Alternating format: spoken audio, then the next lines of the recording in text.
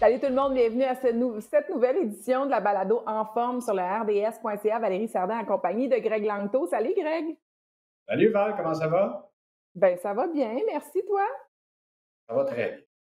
Ben oui, avec les belles journées là, qui arrivent, la température plus douce, honnêtement, généralement, la morale est très bon à ce temps-ci de l'année. On sait qu'on s'en va vers l'été. La saison quand même qui est aimée de tout le monde. Ça fait du bien tout ça. Et je suis contente aujourd'hui, mon ami, parce que j'aime ça, notre sujet. On s'en va complètement ailleurs. C'est quelque chose qu'on n'a jamais abordé et qu'on va aborder de façon très professionnelle avec notre experte qui est avec nous. C'est Dr. Joanne Lévesque, neuropsychologue. Elle est fondatrice et présidente chez Neurodesign. C'est une compagnie qui effectue des analyses neuropsychologiques pour diagnostiquer, traiter des patients. Ça peut être du TDAH, ça peut être syndrome de la Tourette, ou ça peut être, ce qu'on va parler aujourd'hui, les commotions cérébrales. Je pense que c'est important d'aborder le sujet. On le sait dans le monde du sport, de l'activité physique, et même des fois des coups à la tête sans nécessairement que ce soit avec le sport. Mais c'est un sujet qui touche souvent tout le monde d'un jour ou d'un autre, ou ça touche un de nos proches, puis on ne sait pas trop quoi faire, comment aborder tout ça. Donc, elle sera vraiment en mesure de nous aider. Je trouve ça intéressant. Toi, Greg, tu as déjà fait une commotion? Je crois que j'en ai fait deux non diagnostiqués parce que dans le temps où je jouais au football, ce qui était au début des années 2000, c'était encore l'époque où on diagnostiquait ça avec les doigts. Donc, combien de doigts vois-tu? J'en vois 5. OK, parfait. Il y en avait deux. Assis-toi sur le banc 15 minutes, puis tu peux y retourner. Donc, c'était cette glorieuse époque dans laquelle j'ai joué. Ça a été une que j'ai fait, et je viens de me rappeler. J'en ai fait certainement une non diagnostiquée encore. Tu te souviens de mon accident de voiture que j'ai eu il y a 2 ans, Oui. qu'on avait parlé en ondes. Ma concentration était à peu près à -1000 durant la semaine qui a suivi. Donc, j'imagine que ça a suivi un petit coup à la tête, encore une fois, non diagnostiqué. Peut-être que la docteure Joanne Lévesque sera en mesure de me faire un petit diagnostic là, rapidement. Ben, on va Mm. l'accueillir sans plus tarder. On l'accueille avec nous. Et j'imagine, bon, ben, d'abord, bienvenue. Merci d'avoir accepté notre invitation, Madame Lévesque. En fait, Docteur Lévesque, Merci. neuropsychologue. Je vais le dire comme il faut. Merci Merci beaucoup. beaucoup, bien contente. Ben, mais oui, mais des histoires comme Greg, j'imagine qu'il y en a quand même assez souvent, hein. C'est-à-dire qu'on reçoit un coup à la tête, des accidents de voiture, ça, c'est typique. On a certains symptômes, on n'est pas sûr, est-ce que c'est ça, est-ce que c'est pas ça? Bon, l'histoire du football aussi. Quels signes peuvent vraiment nous confirmer qu'il y a là une commotion cérébrale? Ben, en fait, quand on fait une commotion cérébrale, on va toujours avoir des symptômes. Ça ne serait-ce que des maux de tête au niveau physique. Il y en a qui ont des nausées, il y en a qui sont étourdis, qui manquent beaucoup d'énergie. Ça, c'est juste au niveau physique. Sinon, au niveau émotionnel, il y en a qui sont beaucoup plus irritables. Ils vont être beaucoup plus émotifs en général. Il y en a qui se mettent à pleurer pour un oui, pour un non. Ils ne se reconnaissent plus au niveau émotionnel. Fait que ça aussi, ça peut arriver. Au niveau cognitif, au niveau de nos capacités cognitives comme l'attention, la mémoire, la vitesse de traitement de l'information, tout ça peut être affecté par une commotion cérébrale définitivement. Puis n'importe quoi, en fait, ça peut être une combinaison de n'importe quel de ces symptômes-là. C'est pas toujours tous les symptômes qui sont présents. Puis ça dépend vraiment de chaque personne, comme n'importe quoi qu'on peut avoir dans la vie. Là. C'est pas parce qu'on a un rhume qu'on a tous les mêmes symptômes. C'est la même chose pour une commotion. Hmm. C'est assez complexe, hein? Puis ça reste encore, je crois, beaucoup mieux entouré, beaucoup mieux diagnostiqué dans le sport, surtout dans les dernières années. Là. On dirait qu'à chaque saison, à chaque année qui passe, c'est le sujet qu'on veut continuer de traiter, surtout au niveau des associations des joueurs. On va être mieux encadré pour les après-carrières et tout le reste. Mais ça reste que c'est un côté mystique parce qu'on n'est pas trop sûr des apparitions des symptômes. On essaie des fois, malheureusement, dans certaines organisations, de contourner les règles pour qu'un joueur puisse revenir au jeu. Et là, je parle simplement de ce qu'on voit chez les professionnels. Mais si je vous pose la question, qu'est-ce que ça fait exactement une commotion cérébrale sur le cerveau? Ah oui. Ben, ça fait plusieurs choses. En fait, il faut comprendre que quand on fait une commotion cérébrale, c'est qu'on a eu la plupart du temps un coup à la tête. OK? Mais je dis la plupart du temps parce que des fois, ça peut être juste, par exemple, de pivoter rapidement, d'être, par exemple, une mise en échec au hockey qui ferait que la personne va vraiment pivoter, fait que la force centrifuge va amener le cerveau là, à frapper contre la boîte crânienne, même s'il n'y a pas eu de coup.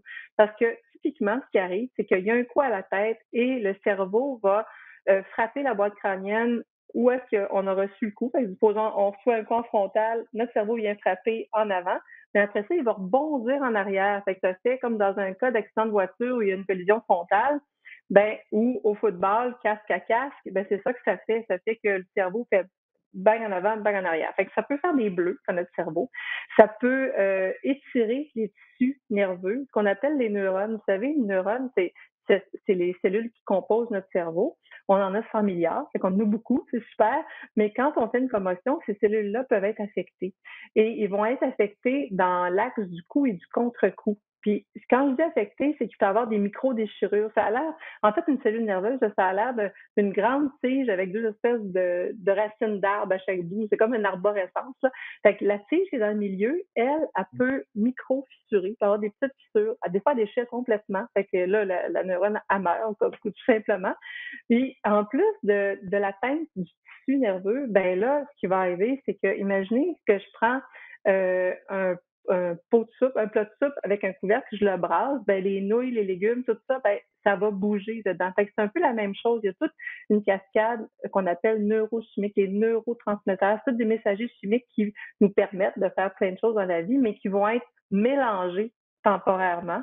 Le cerveau va être coupé de son approvisionnement en énergie, en glucose, temporairement aussi, d'enlever de et d'un point de vue purement neuroélectrique, donc nos cellules nerveuses, quand ils se parlent avec les petits messagers chimiques, les neurotransmetteurs dont je parlais, mais il y a aussi un courant électrique qui va passer d'une cellule à l'autre. Mais si le courant électrique passe d'une cellule à l'autre puis que la cellule est brisée, ben le courant électrique ne peut plus aussi bien passer qu'avant. Fait qu'on va on peut mesurer ça finalement dans le cerveau de quelqu'un, mais pas l'aspect neurochimique ni le glucose, mais l'aspect électrique, ça se mesure, on peut le voir. Mais, tu sais, moi, j'ai souvent entendu dire l'expression il n'y a pas de petite commotion. C'est-à-dire que dès qu'on a un coup à la tête, ou vous l'avez dit, là, des fois, c'est même pas un coup à la tête, là, c'est juste un pivotement de la boîte de cerveau dans la boîte crânienne et tout ça. Alors, c'est quand est-ce qu'on sait que c'est le bon moment d'aller consulter pour ça? Est-ce que c'est parce que les symptômes ou les signes perdurent? Est-ce que c'est difficile parce que j'imagine que chaque personne est différente, chaque personne réagit différemment aussi? Oui, effectivement. Ben, vous savez, moi, autant pour les enfants que pour les adultes, quelqu'un qui fait une commotion cérébrale devrait toujours être pris en charge par quelqu'un qui est dans le domaine de la santé. Si on parle, par exemple, d'une équipe sportive, ben, ça peut être l'équipe médicale autour de l'équipe. Si c'est pas au niveau professionnel, souvent il y a des physiothérapeutes, des thérapeutes sportifs qui vont être là, qui vont pouvoir faire minimalement une évaluation. Puis la raison pour laquelle c'est important de consulter quand il y a une commotion, c'est que ça nous donne aussi une idée du point de départ. Fait que parce que ce qui arrive des fois, là, c'est que sur le coup, les gens n'ont pas ou très peu de symptômes. Puis comme 48 heures plus tard, bizarrement, ou une semaine après, là, il y en a. Fait que d'avoir comme une idée au départ, ça ressemblait à quoi, les conséquences de la commotion, puis de pouvoir évaluer la progression, ça nous donne aussi une idée de qu'est-ce qu'il faut que je fasse pour récupérer le mieux possible de cette situation-là, versus si j'ai pas été évaluée du tout, je pense que j'avais ça, je m'en rappelle plus trop parce que j'ai fait une commotion cérébrale, donc c'est pas si clair ce que j'avais sur le coup. Les gens autour de moi non plus. Fait que quand on n'a pas de bons indicateurs initiaux, c'est difficile de penser à un bon plan de traitement après puis d'évaluer une progression par la suite. Justement, à part le repos et éviter les écrans et tout le reste, comment on traite ça, une commotion cérébrale? Ouais. Il y a différentes approches qui existent. Moi, ce que je conseille toujours, c'est quand on fait une commotion, souvent, il y a eu des déplacements au niveau des vertèbres, les hautes cervicales, là, les premières vertèbres cervicales. Puis si c'est le cas, ben souvent, ça va être en lien avec les symptômes physiques de la commotion, genre nausées, maux de tête. Et il faut surtout pas qu'il y ait de compression des nerfs crâniens puis des vaisseaux sanguins juste pour permettre au cerveau, premièrement, de pouvoir recevoir les nutriments qu'il a besoin à travers le flot sanguin, évacuer ses déchets parce que lui va essayer de se réparer, fait qu'il faut que ça ressorte du cerveau, ces déchets-là, et aussi permettre à l'influx nerveux, donc au courant électrique, de bien circuler pour permettre une bonne récupération. Fait que ça, c'est la première chose, moi, que je conseille à tout le monde. Même des fois, moi, je vois des gens, là, puis leur tête est croche. On voit qu'au niveau du cou, là, ils n'ont pas été vus. Là, puis il y a vraiment un déplacement. Fait que ça va faire que ça nuit à la récupération. Première étape, puis souvent, les gens qui font ça, ça va être des ostéopathes qui sont spécialisés à ce niveau-là. Les médecins sont rarement habilités à le faire, quoi qu'il y en a qui le font. Il y en a qui vont voir des chiro. Fait que bref, quelqu'un qui connaît son affaire au niveau des hautes cervicales puis s'assure que tout est bien dégagé à ce niveau-là. Sinon, après ça, il y a la rééducation visuelle qui peut être c'est une série d'exercices que souvent les optométristes spécialisés en commotion cérébrale peuvent faire. Il y en a, ça aide beaucoup de faire ce type de rééducation-là. Et puis, ça permet, entre autres, parce que vous savez, au niveau de la vision, quand on a fait une commotion, les yeux ont de la difficulté à focusser, sont plus aussi efficaces dans le traitement de l'information. Fait que ce type d'entraînement-là peut être utile aussi. Sinon, moi, ce que j'utilise, c'est le neurofeedback. C'est une technique qui permet de vraiment entraîner directement le fonctionnement neuroélectrique du cerveau. Mais pour que je puisse entraîner le cerveau de quelqu'un, il faut au préalable que j'ai fait une cartographie, si on veut, de son fonctionnement neuroélectrique avec un outil qu'on appelle un électroencéphalogramme, mais quantitatif. Puis ça me permet de la voir très bien, la commotion cérébrale. Et si je la vois bien, je suis capable de l'entraîner en neurofeedback. Fait que c'est une autre façon d'aider par rapport aux commotions. Je trouve ça intéressant. Honnêtement, j'apprends plein de choses.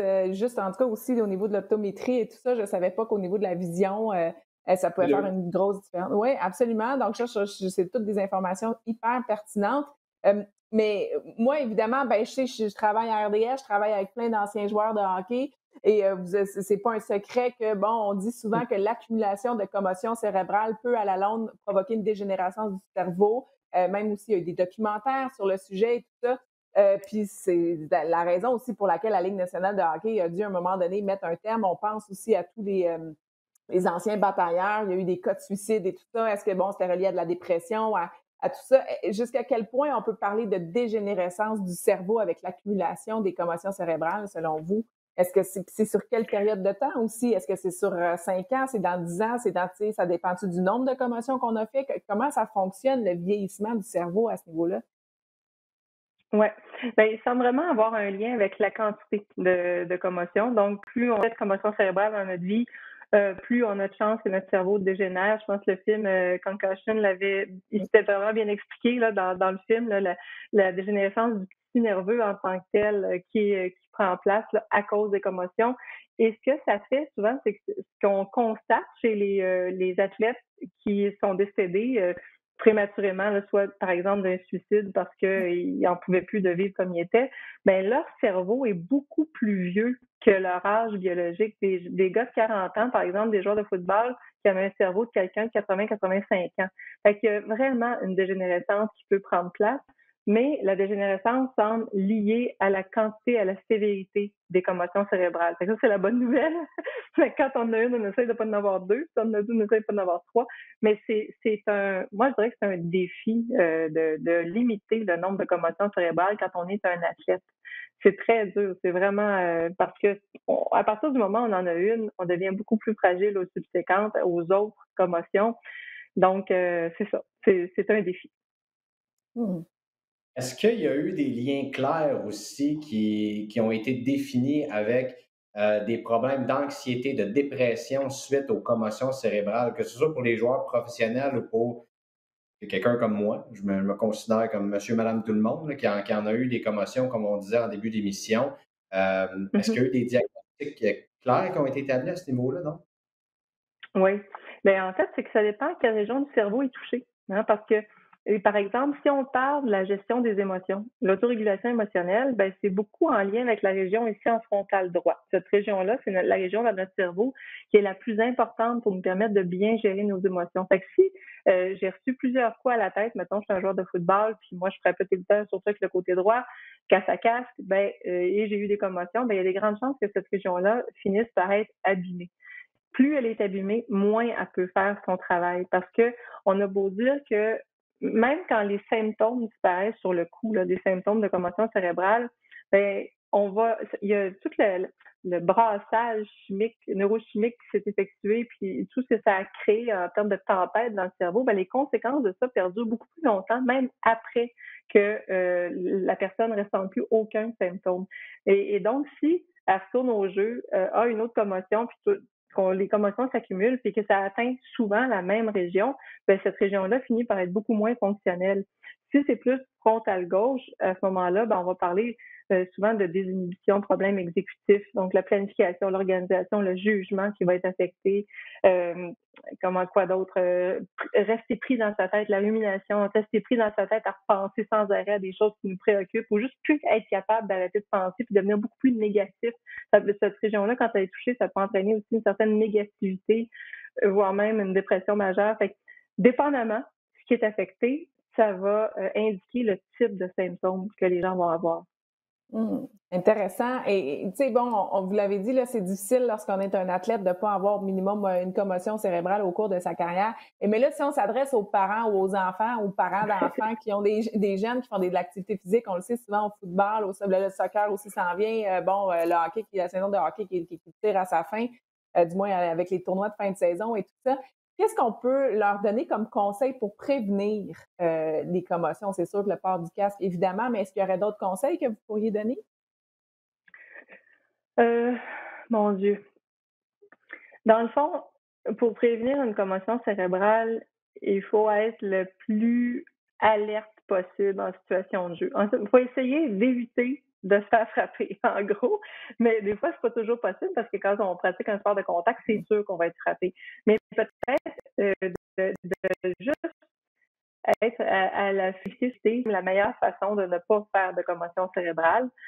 Puis si on en a une commotion cérébrale, si nos enfants ont des commotions cérébrales, le meilleur conseil que je peux donner à l'enfant et à ses parents, c'est de vraiment prendre le temps de faire en sorte que la personne récupère, que l'enfant récupère de sa commotion. Il n'y a rien de pire que ça. Vous savez, c'est bien pire de revenir rapidement au jeu et de jouer avec des symptômes de commotion que d'attendre, parce qu'à partir du moment où on revient au jeu, moi, ce que j'ai constaté toute ma carrière par rapport à ça, c'est que les symptômes empirent. Fait que ça empire. Le fait de revenir trop rapidement, là, ça empire le cas.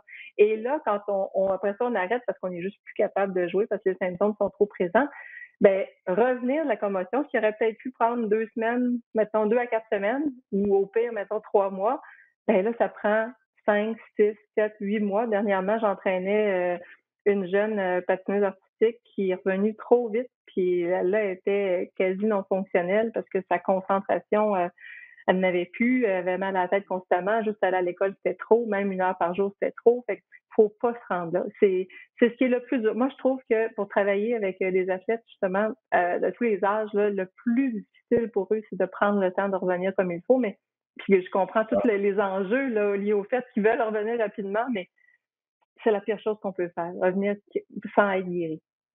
Oui, parce que physiquement, elles doivent se sentir bien. Tu sais, ah non, je suis capable de patiner, je suis capable de courir, je suis capable de.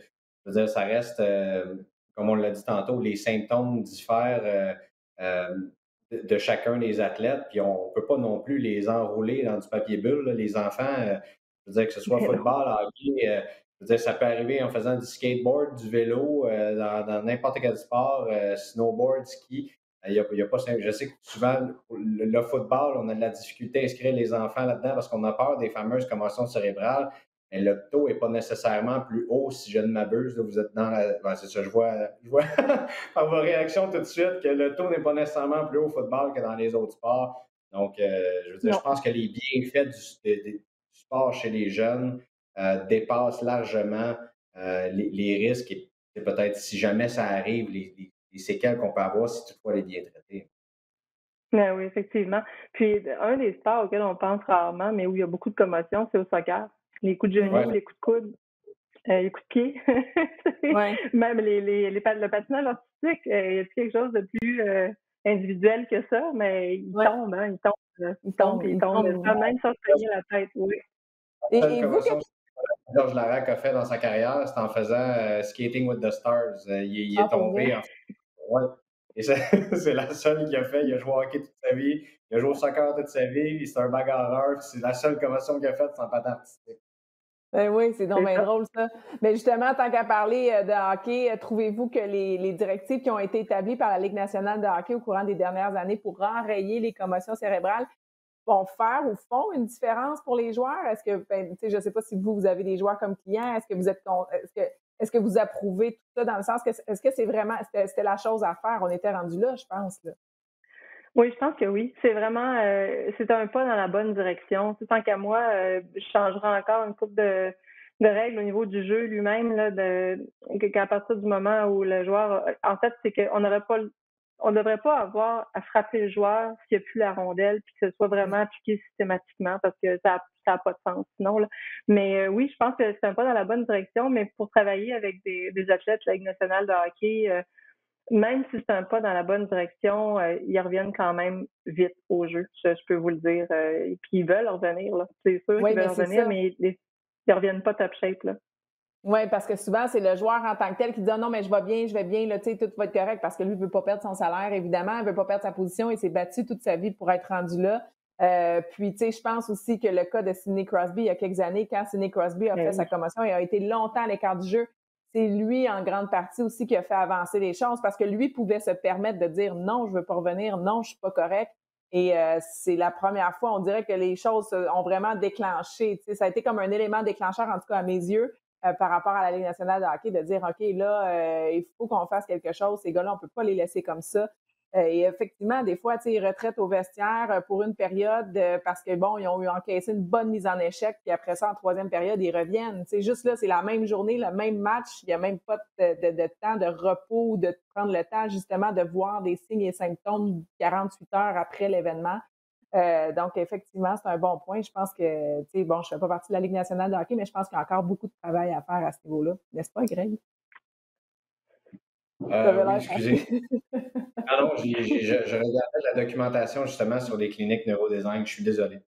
Non, mais c'est important parce que, bon, ben, pour terminer, on peut peut-être terminer avec ça parce que les gens qui sont intéressés ou qui pensent avoir des symptômes ou qui voudraient se faire traiter par vous, vous avez deux cliniques, une sur la Rive-Sud, une sur la Rive-Nord. Que je viens de faire, ouais. Donc, vous Oui, avez ben oui. deux cliniques. C'est possible, évidemment, de vous contacter par le site Internet Neurodesign. Et c'est quoi les premières étapes? Donc, les patients dont vous traitez vont arriver chez vous. Qu'est-ce qui arrive avec eux? Comment vous les traitez? Ben, en fait, la première chose qu'on va faire, c'est qu'on va évaluer leur fonctionnement neuroélectrique. Chez l'être humain, c'est une des mesures très simples, faciles à obtenir du cerveau qui nous informe énormément sur l'état d'un cerveau, notamment suite à une commotion cérébrale. Donc, la première étape, c'est ça. On va faire des tests cognitifs aussi pour nous permettre de mesurer la constance, l'endurance cognitive, la vitesse de traitement de l'information, l'attention sélective, l'attention soutenue. La capacité d'inhibition sur le plan cognitif. Donc, tous des éléments qui peuvent être affectés par le fait d'avoir une commotion cérébrale. Ils vont remplir des questionnaires. Puis, quand moi, je vais avoir collecté tout ça, analysé tout ça, ben, je vais leur présenter leurs résultats. Et une fois qu'on a les résultats, ben, je vais pouvoir leur dire dans quelle mesure on le voit encore, la commotion dans leur cerveau, si c'est le cas, parce qu'on le voit toujours, comme je le disais tantôt, en lien avec beaucoup d'ondes lentes, une circulation neuroélectrique qui est très lente entre l'impact et le contre-coup. Fait que si ça c'est clair puis c'est vraiment visible, en général, on peut à ce moment-là procéder à un entraînement en utilisant le neurofeedback, qui est une technique qui permet de prendre le contrôle des anomalies et de les renverser dans notre cerveau.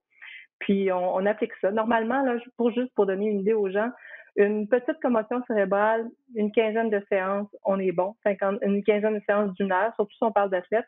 Et une bonne commotion cérébrale, ça peut aller à 30-35 séances d'entraînement aussi. Et n'importe quoi entre les deux, dépendamment de la vitesse de récupération du cerveau puis de la célérité de la commotion. Et ma dernière petite question suite à ça, que j'allais vous poser justement suite à la documentation, après combien de temps on peut aller vous voir? Est-ce que ça peut être plusieurs années? Est-ce que ou ça peut être tout de suite, ben, en fait, ça doit être tout de suite après un impact ou après plusieurs années, on peut se rendre dans vos cliniques et dire, hey, je pense que ça n'a pas été traité à ce moment-là.